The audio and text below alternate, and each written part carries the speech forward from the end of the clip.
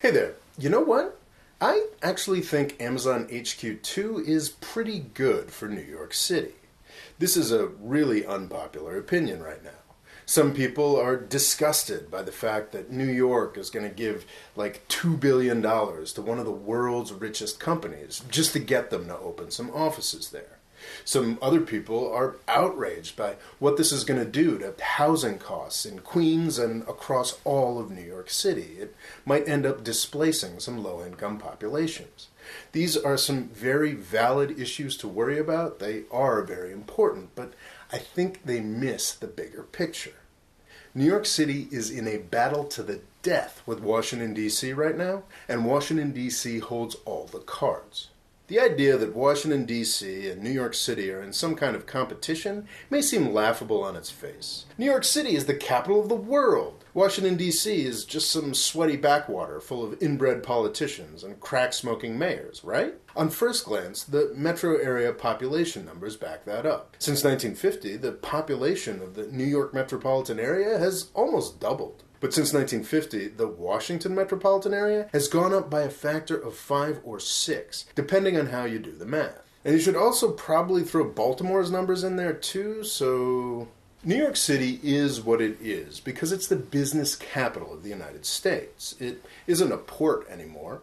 Most of the manufacturing left a long time ago. You go to New York City to be close to the biggest companies in the United States and to take advantage of the sorts of services that those companies use. The problem is that fewer and fewer of the companies that matter are building headquarters in New York City.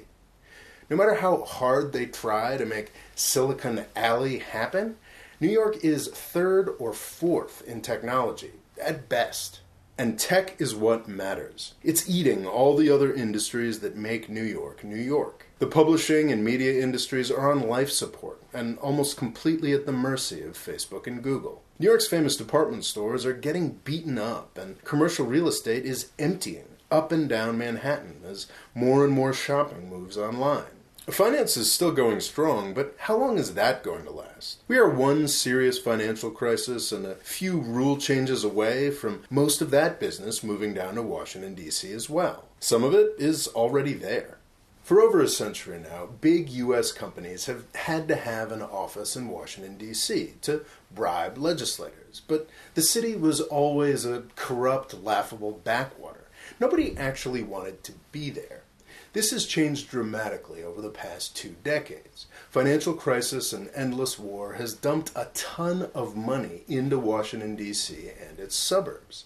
It's become a much richer place and a much more pleasant place to be. All of a sudden, it costs just as much to live in Washington, D.C.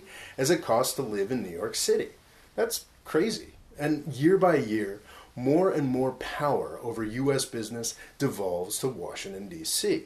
As I predicted over a year ago, it was inevitable that Amazon would build its second headquarters in Washington, D.C.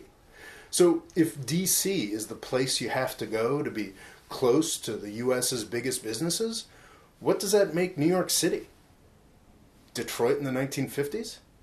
This is not an overnight process. It is taking decades, not years, and New York should stay more economically important than D.C. for the rest of my lifetime. But power and money are definitely draining south from New York to D.C. The Amazon HQ2 results make this clear. The division between New York and D.C. is supposedly equal, but it's not. New York had to commit at least 3 times as much money for the same number of jobs. D.C. will have Amazon's CEO and his pet newspaper. But New York's politicians were right to do what they could to get Amazon in there. It might get New York into at least the second tier of tech cities. It's a good step in NYC's battle for tech dominance, and it might even be a good one for the country.